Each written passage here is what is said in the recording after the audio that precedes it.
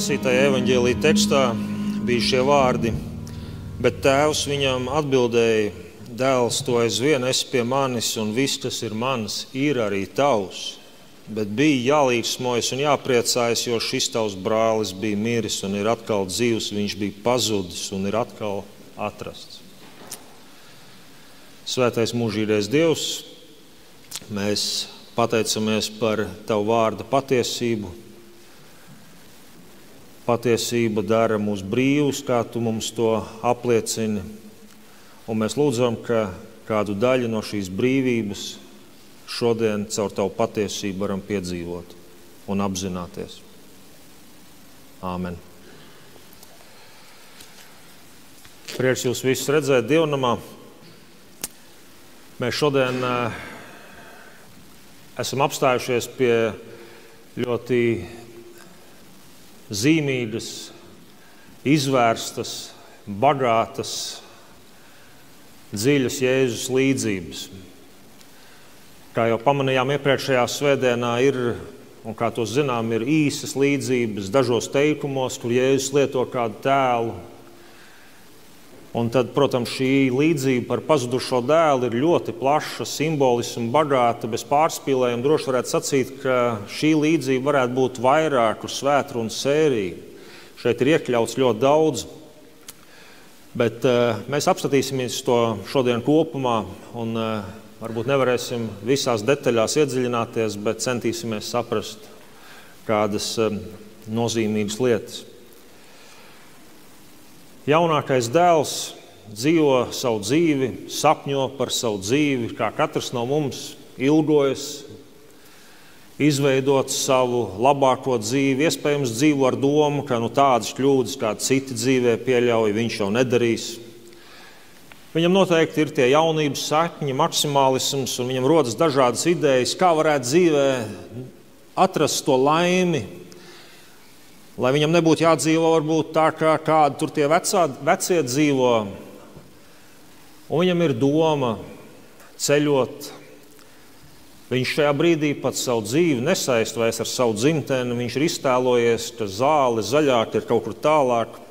Vajadzētu tikai tur nokļūt, bet ir viens iemesls, kas tur traucē. Tas ir tas, ka tēvs joprojām ir dzīvs.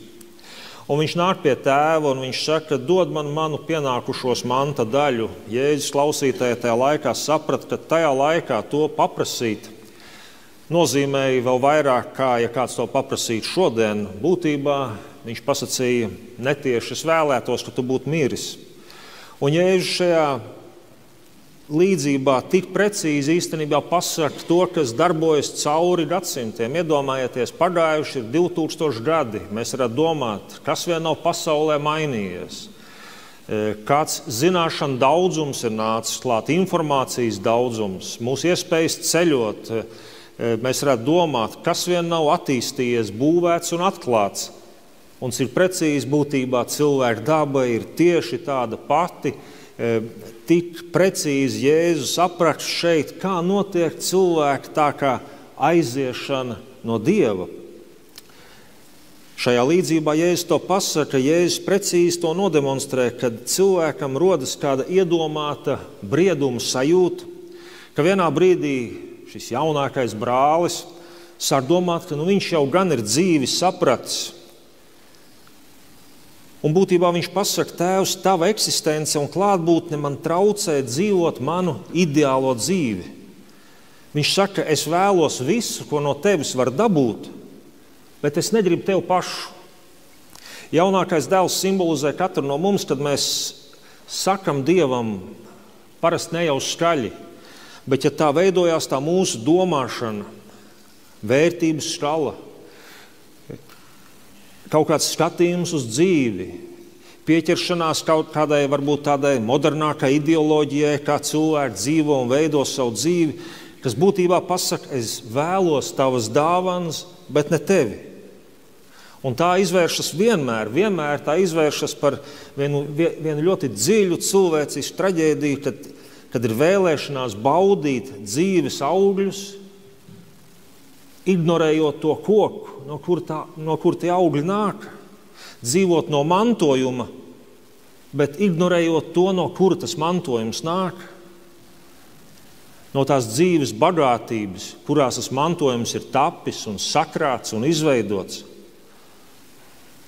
Un ja arī tu to mantojumu dabūtu, un pat ja tas mantojums pietiktu visai tavai dzīvei, tad viens ir skaidrs: pats tu vairs mantojumu tālāk nenodosi. Aiziešana no tēva mājām.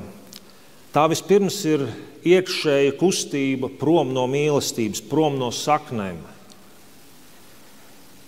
Tikai pēc tam sākas fiziska attālināšanās. Sākumā tā ir domāšanas deformācija, nepareizs priekšstats par realitāti.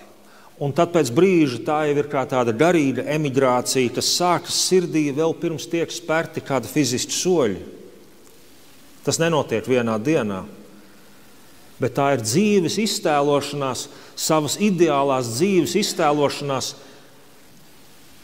cenšoties dabūt visas dāvanas un iedoma, ka tas, kas tās dāvanas dod, ja vien viņš neskatītos, kā es tās dāvanas lietoju, tad es gan varētu dzīvot vien laimīgu, brīva cilvēka dzīvi.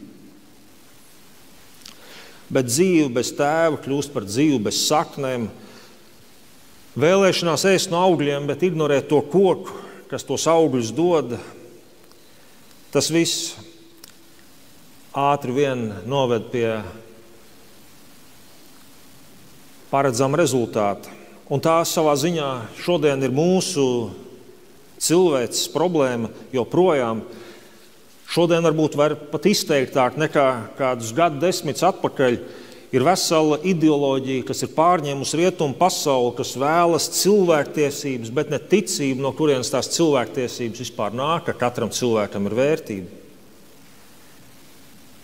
Šodien bieži vien to mēs redzam, rietumu civilizācija vēlas noliegt dāvanu devēju, bet paturēt dāvanas.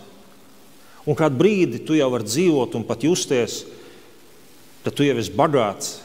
Tu pat vari sākt rādīt attieksmi, kā tu to visu pats būtu izveidojis, uzbūvējis, sakrājis, izaudzējis. Bet tas joprojām ir tikai mantojums. Svētais Augustīns to izteica dziļi un precīzi: tu mūs esi radījis sev, kungs, un mūsu sirds ir nemierīga līdz tā atdusas tevī. Tie viņa pazīstamie vārdi. Tu vari meklēt, kur tu gribi. Bet mantojums bez attiecībām ar to, kas tev to dod, kļūst nedzīvs. Tas izsīkst, tas zaudēs savu vērtību. Tā mantojuma vērtība jau ir tajā saiknē ar to, kas tev to dāvina. Tas to padara īpašu, tas to padara svētu, tas to padara par kaut ko unikālu. Kad cilvēks aiziet tālā zemē, viņš uz brīdi var domāt, ka viņš ir atradis brīvību. Un ja es to tā demonstrē, viņš ir aizgājis, viņam ir nauda, viņam ir jaunība, ko var vēl gribēties, viņam ir brīvība. Viņš ir pametis, varētu sacīt, savu vērtību sistēmu, savu civilizāciju. Viņš ir devies uz citu zemi, kur valda citi paradumi, un drīz to viņš arī uzzinās, kādi paradumi tur valda. Bet viņš valda par savu dzīvi, tā viņš domā, viņam ir draugi, jo viņam joprojām vēl ir tēva dāvanas. Bet grēks atšķirībā no tēva, kas savus solījumus pilda, vienmēr sola, bet nedod. Tas sola brīvību, bet atnes verdzību. Tas sola prieku, bet aizved uz izsalkumu. Cilvēks kļūst kā dēls, kas paņēmis mantu, aizmirst, ka pati manta bez tēva mīlestības kļūst tukša un izgaistoša. Latviešiem arī ir tāds bieži lietots teiciens, kas izsaka to paradoksu, kas saka, štruns pa ozolu, kad ir zīles. Latvieši arī saprata, tā tas nedarbojas. Ja pazudīs tas koks, nebūs arī tās zīles.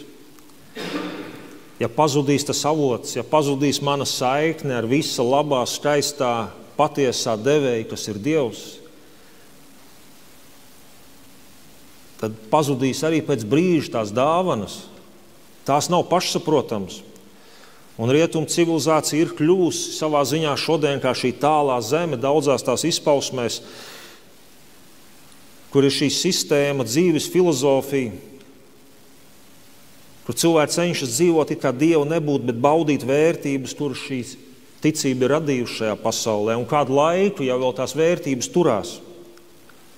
Un tad mēs sākam redzēt, sāk tās sistēmas brukt. Tas ir mūsu laikmeta garīgais tāds bārenības stāvoklis.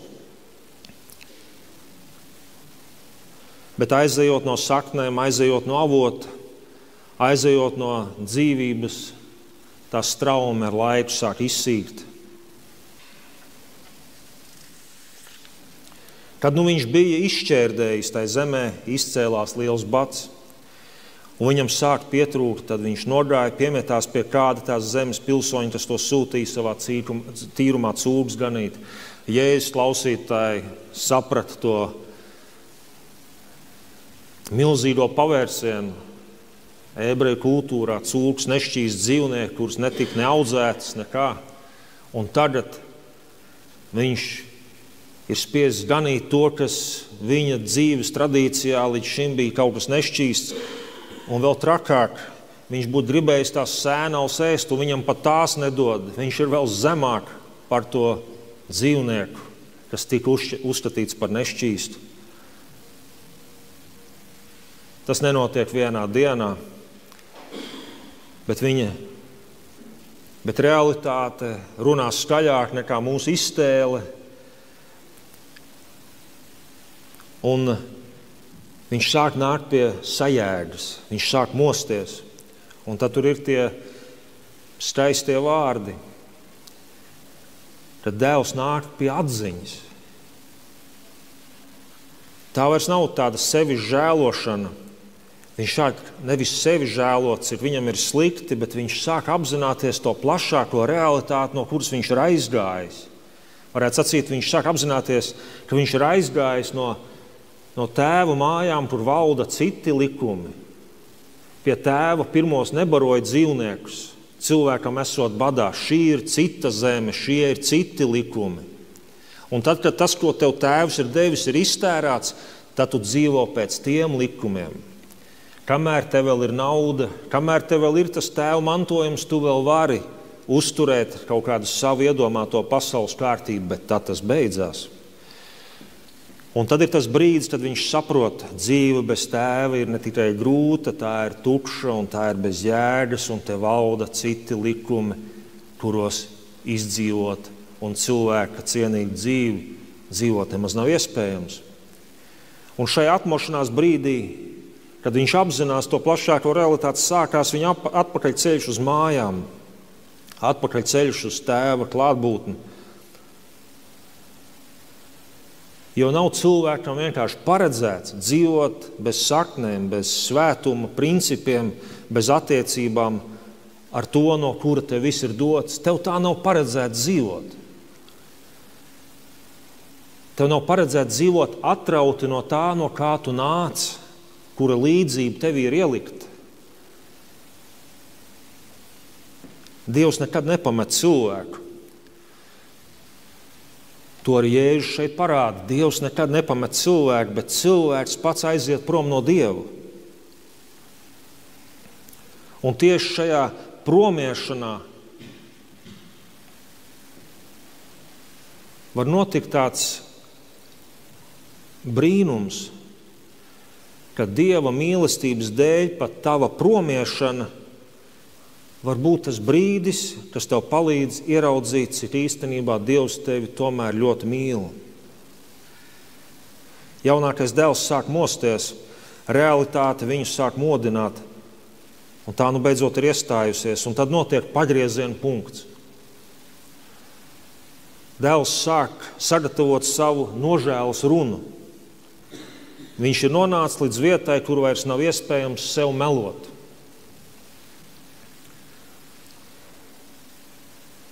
Jo redziet, mēs jau visi varam kādu laiku sevi mānīt, un mēs varam kādu laiku domāt, ka mēs mānam arī citus.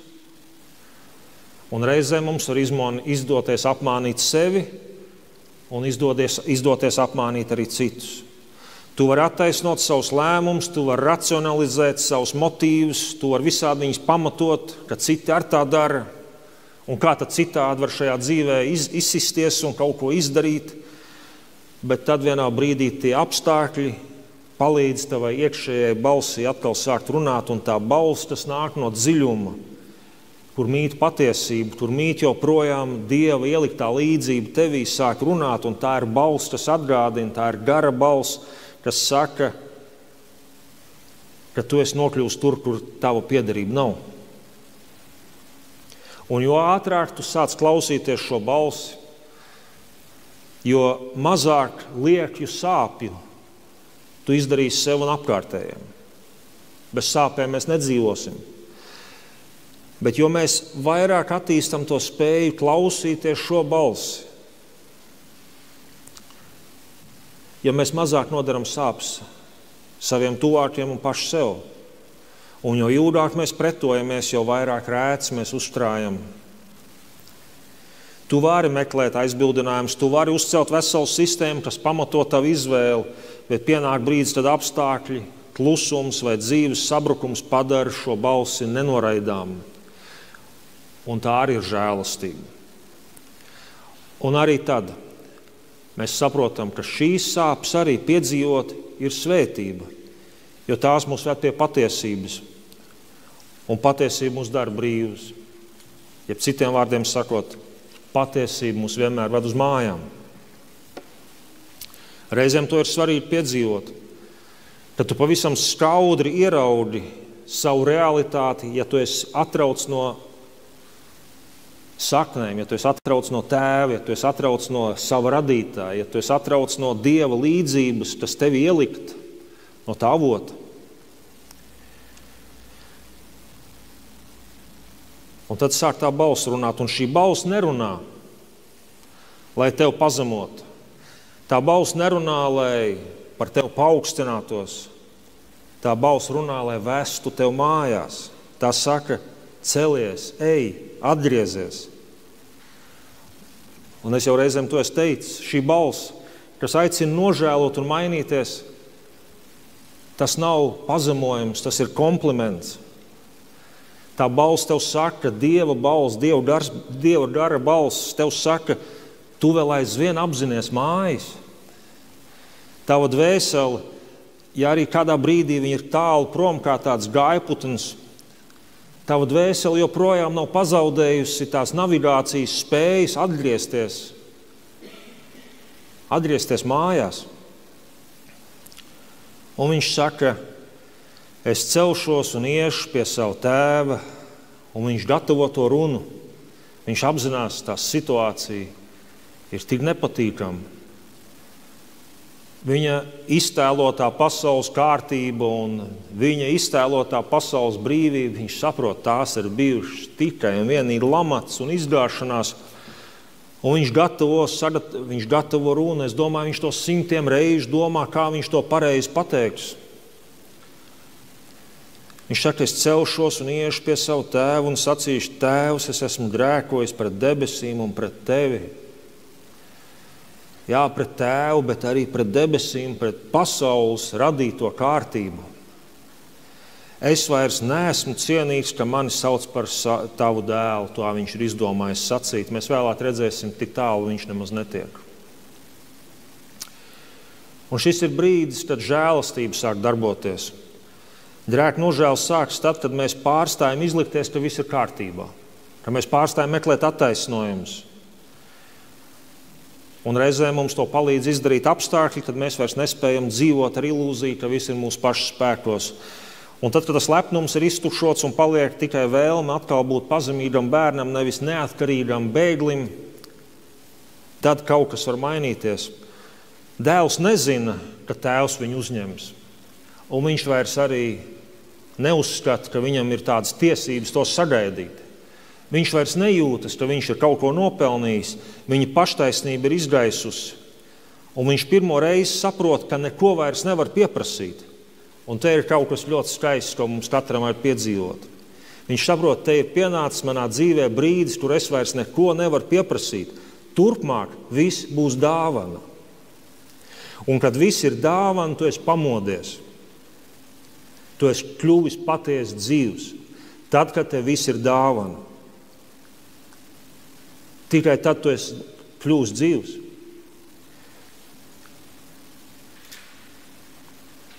Viņš tikai nolemj, es celšos un iešu, un tajā brīdī sākās dziedināšana.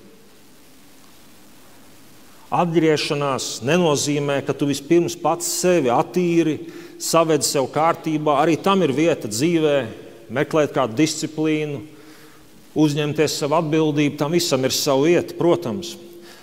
Bet dziļākā nozīmē atgriešanās nenozīmē, ka tu vispirms pats sevi sakārto, padari par cienīgu cilvēku. It kā tad tu varētu atkal nākt mājās un sacīt, te nu es esmu atgriezies, apbrīnojiet mani, kā es esmu sevi savedis kārtībā. Jo tad tu atnāk mājās vēl sliktāks nekā tu aizgāji. Ko tad tas dos?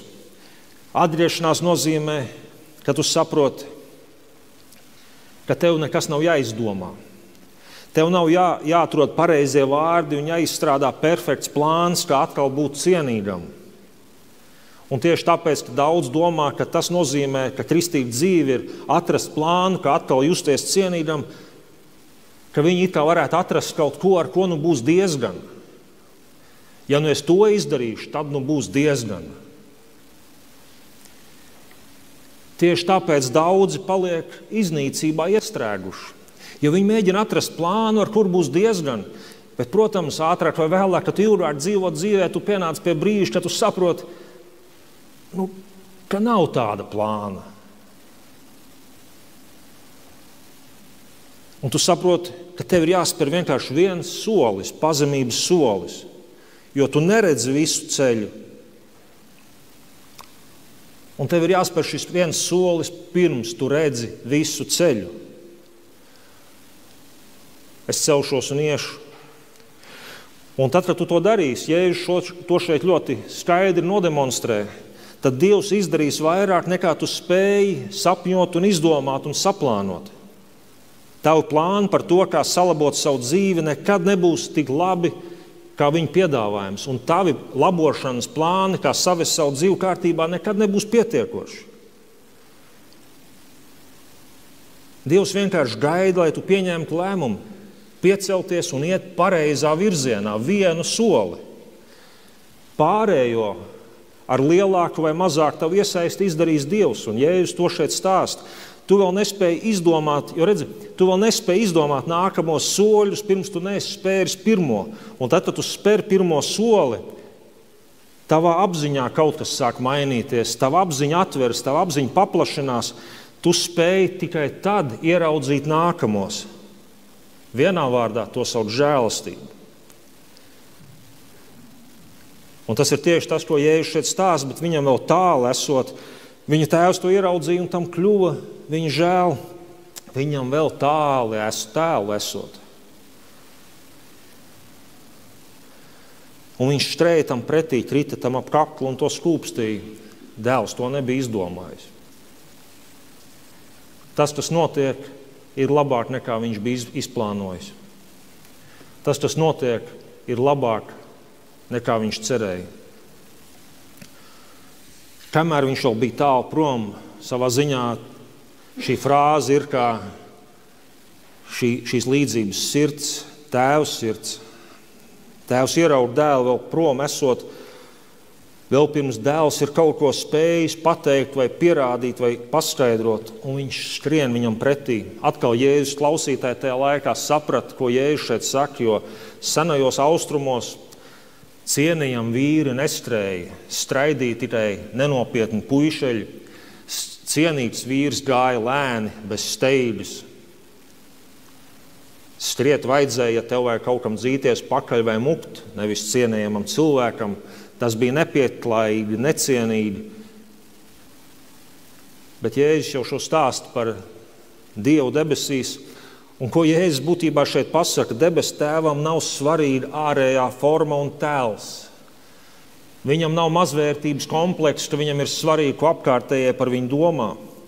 Viņam ir svarīga mīlestība, viņam ir svarīgi savu bērni. Un mīlestība, mēs redzam, sacīt, skrien ātrāk par cieņu, ātrāk par kaunu, ātrāk par jebkuru aizspriedumu.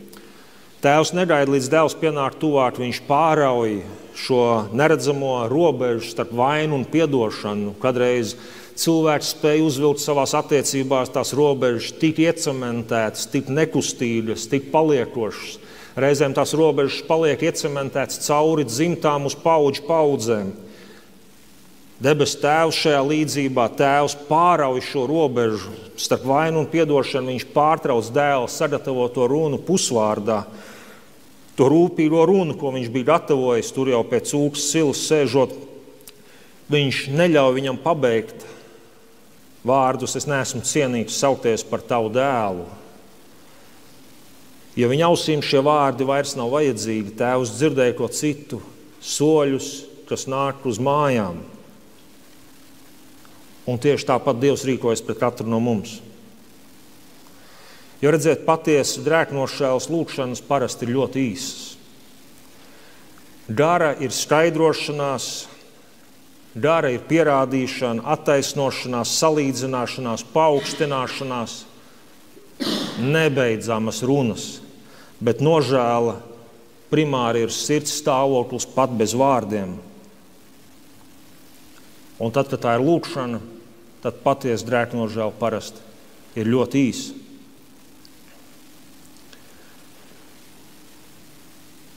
Un Tēvs to redz, un viņš viņu atjauno. Viņš viņam nedod pārbaudījumu laiku vai kādas citas pedagoģiskas metodas. Viņš dod viņam drēbes, kas simbolizē, viņš atjauno viņu cieņu un godu. Viņš viņam dod dredzenu, kas simbolizē piederību un autoritāti. Viņš viņam dod sandāls, viņš viņam dāvina brīvību, jo tikai vergi staigāja ar plikām kājām. Viņš uzorganizē svinības, Tēvs viņam dāvina kopību, piederību, prieku, svētkus. Tēvs neatjauno dēlu kā kalpu, bet kā bērnu. Viņš ne tikai piedod, viņš svin. Tas arī ir ļoti būtiska lieta, ko šeit Jēzus pasaka. Dievs vēlas svinēt tavu dzīvi. Nevis klusā nožēlas tonī, pieņemsim, tāds tu nabadzīņš esi, bet ar mūzikas skaņu un ar dejām, kā mēs šeit lasām, ko varēja dzirdēt tālumā esot. Un tad nāk vecākais brālis mājās, un viņš to dzird, un viņš prasa, un kalpi zina, kas notiek. Dzīvība tiek svinēta, atgriešanās tiek svinēta, bērns tiek svinēts. Dievs ne tikai piedod, viņš svin, viņš negrib pakļaut kalpus, kas atstrādās savu vainu, bet viņš vēlas dēls un meitas, kas sēž pie galda, saņemot to pašu nevarētu nopelnīt. Un savā ziņā atkal šī norāda uz mīlestību, uz šīm svinībām, varētu būt arī, ka norāda uz vakarēdienu. Un pat tad, kad mēs joprojām esam tālu prom un kad vēl nespējam lūgt, ticēt vai atvērties, Dieva acis vienmēr meklē mūsu to siluetu pie apvāršņa, žēlastība vienmēr skrien ātrāk par grēku. Un te ir kāda svarīga patiesība un kāds ļoti dziļš žēlastības noslēpums. Bieži tas, ko mēs pirmā brīdī, īpaši, ja turam tādu tiesājošu skatu uz citiem, bet reizēm arī tiesājošu skatu pašu uz sevi, bieži mūsu tāda krišana, redzēt, īstenībā kļūst par mūsu augšanu. Jo redzēt, mēs reti, lai neteikt, nekad neaugam caur panākumiem un uzvarām. Mēs augam caur sāpēm, vilšanos, caur brīžiem, kad sabrūk tas, ko bijām uzcēluši kā tāda ilūzija. Un redzēt,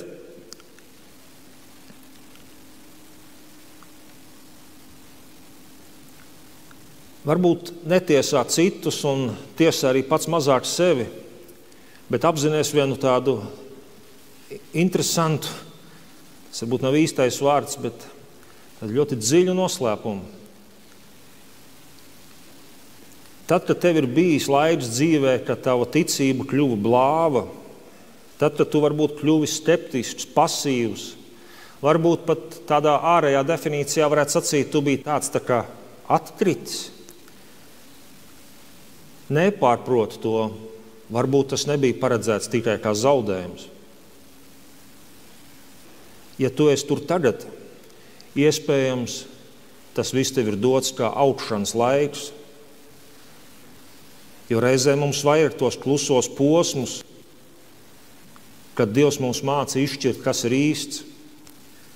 Jo redziet, tādā dziļākā izpratnē no Dieva jau nemaz nevar aiziet. Pirmkārt, Dievs jau ir visur. Dziļākā izpratnē tu jau no Dieva nevar aiziet. Bet parasti tā atkrišana no Dieva, no ticības, reizēm tāda slīdēšana atpakaļ, reizēm tur notiek kaut kas ļoti skaists un nepieciešams. Reizēm caur to, ka it kā mēs slīdam atpakaļ vai atkrītam, reizēm tādā veidā Dievs mūs atbrīvo no mūsu nepareizā priekšstata par Dievu, par sevi. Jo tas mūsu priekšstats reizēm par Dievu var būt tik nepilnīgs, un viņš ir tā saudzis kopā ar visu mūsu izpratni par Dievu, ka reizēm no šī visa tēla vajag aiziet projām, lai tu varētu ar tādu distanci apskatīties un ieraudzīt, kā ir īstenībā. Un tad reizēm var būt tā, ka tu skaties atpakaļ ar tādu laika distanci savā dzīvē un domā, ak, Dievs, kāds kauns, kā es tā varēju domāt. Cik tas bija aprobežots, cik tas bija paštaisni, cik tas bija svētulīgi. Un tad tu to neredzēji, es to neredzēju. Un tad, redziet, reizēm nevis tu aizēji no Dieva, bet tur notiek kaut kas tāds ļoti noslēpumains, bet reizēm Dievs tevi izved ārā no nepareizā Dieva tēla. Arī šeit, tas, ko Jēzus šeit stāsta, jaunākais brālis aiziet prom no tēva, jo viņa izpratne par tēvu ir nepareiza. Viņš ir iztēlojies, ka tēvs lūk ir tā autoritāte, kas viņam laupa brīvību. Un es teikšu, protams, ja tu domā, ka pārējiem uz Dievu, ja tu domā, ka Dievs ir tas, kas tev atņem brīvību un neļauj baudīt dzīvi, tad, protams, kurš gan jauns cilvēks nemeklēs distanci no tā, kas ierobežo un traucē dzīvot pilnvērtīgu dzīvi, vai ne? Un tāpēc viņš aiziet no mājām. Viņš aiziet no tēva fiziski, protams, viņš aiziet no tēva klātbūtnes, rūpēm, drošības, bet notiek kaut kas, kas viņam bija jāpiedzīvo, acīm redzot. Viņš aizgāja arī no sava nepareizā priekšstata par tēvu. Un tad no attāluma viņš pēkšņi ierauga to, ko viņš tad neredzēja. Un ko tēvs viņam nevarēja izskaidrot klāt esot. Gan jau, ka tēvs varbūt bija mēģinājis, bet viņš redzēja, tas nepalīdz. Kaut kādā brīdī, pat šodienas psiholoģija to saka, no kaut kāda vecuma, vecāka ietekme uz saviem bērniem ir ļoti minimāla. Apkārtējā vide pēkšņi kļūst daudz lielāka ietekme nekā tas, ko vecāki var ietekmēt.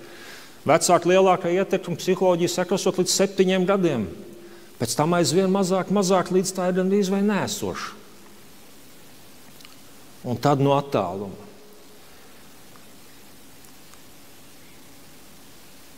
Cik samākslots, cik virspusējs, cik tukšs reizēm bija tas mans garīgums. Cik aprobežots bija mans priekšstats par tēvu. Un tā ir glābšana. Tad aina mainās. Mēs redzam vecāko brāli, viņš nāk no lauka, viņš ir strādājis, jo viņš nekur prom nav gājis. Viņš nekad nav pazudis. Viņš nav paprasījis tēvu mantojuma daļu. Viņš nekad nav aizgājis. Viņš ir palicis mājās, ārēji uzticīgs, bet iekšēji rūgts. Viņš simbolizē tos, kur dzīvo it kā ticībā, kalpo, visu dara ārēji pareizi. Viņi morālē nevar piesieties, bet sirds klusumā viņi nejūt prieku. Un viņu priekšstats par tēvu arī ir nepareizs. Viņi nav fiziski aizgājuši projām, viņi tikai savā sirdī ir aizgājuši tālu prom. Un reizēm sirdī var aiziet tālāk nekā ģeogrāfiski aizbraucot uz otro pasaules malu. Viņš saka, es tev kalpoju visus šos gadus, burtiski viņš saka, es tev vergoju. Viņš neredz sevi kā dēlu, viņš redz sevi kā algotni. Būtībā viņš ir tajā pašā vietā, kur jaunākais dēls cerēja nokļūt nākot mājās. Pieņem mani kā algotni, pieņem mani kā vergu. Vecākais brālis neredz, par ko priecāties. Viņam svētki šķiet netaisnība, viņa skatiens ir aizēnots ar salīdzināšanos. Kāpēc viņam un ne man? Kāpēc viņam un ne man? Reizēm tik pazīstama sajūta, kas cilvēka dzīvi var nolaupīt kā teroristu lidmašīnu. Ja? Kāpēc viņam un ne man? Un tad, kad ticība ir kļuvusi vairāk kā nasta un nopūta, kad kalpošana vairs neiedvesmo, bet sašaurina manu redzējumu, salīdzinoties ar citiem, kad cits vairs nebrīnās par žēlastību, kad mēs stāvam ārpus svētkiem, tad svarīgi saprast ne jau tāpēc, ka kāds mūs ir izslēdzis. Ja tavā dzīvē trūkst prieks par žēlastību, ne jau tāpēc, ka kāds tevi ir izslēdzis, bet tāpēc, ka tu pats sevi esi izslēdzis ārā un vairs nejūti iemeslu ienākt. Jo īstenībā cik liela laime ir darīt lietas kopā ar tēvu, bet vecākais dēls vai nu to nekad nebija piedzīvojis, vai bija pazaudējis. Vecākais dēls viņš redz savu darbu kā pienākumu, nevis kā piedāvājumu.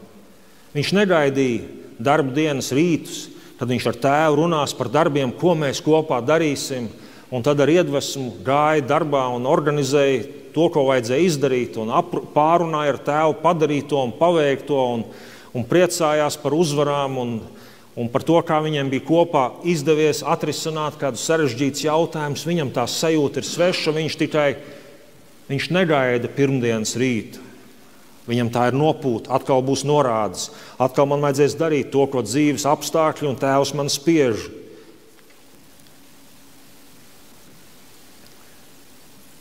Un atkal tēvs iznāk ārā. Ja pie jaunākā dēla viņš iznāca ārā, lai skatītos, vai no tā tālā ceļa, kas ved uz tēva mājām, tur kāds pie horizonta neparādās, tad tagad viņš arī iznāk ārā no svētku nama, kur ir līgsmība, mūzika un dejas.